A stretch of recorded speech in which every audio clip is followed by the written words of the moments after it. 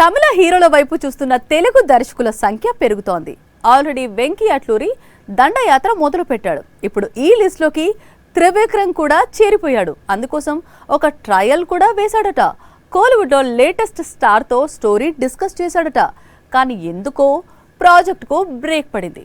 అందుకే వెంకీతో movie lock అయింది అనేది టాలీవుడ్ చెప్పే స్టోరీ. మాటల మాంత్రికుడు ఏంటి, కోలీవుడ్ హీరోతో మూవీ ఏంటి అనేది ఇప్పుడు ఇండస్ట్రీలో హాట్ టాపిక్ గా మారింది. ఆల్రెడీ అల్లు అర్జున్ తో మూవీ కమిట్ అయ్యాడు. పైగా 1000 కోట్లతో మైథాలజీ తెరకెక్కిస్తున్నాడని ప్రచారం సాగుతోంది. ఇండియాలోనే బిగ్గెస్ట్ మైథాలజీ మూవీ ప్లాన్ చేస్తోన్న దర్శకుడిపై టాలీవుడ్ లో రోజుకో రూమర్ షికార్లు చేస్తోంది.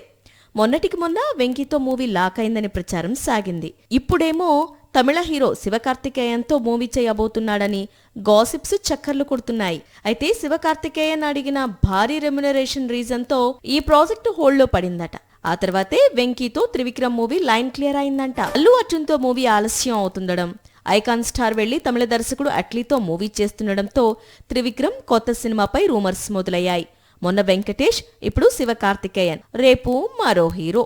రూమర్స్ కు చెక్ పెట్టడానికి త్రివిక్రమ్ ఏం చేయబోతున్నాడు అనేది ఇప్పుడు క్యూరియాసిటీ క్రియేట్ చేస్తోంది.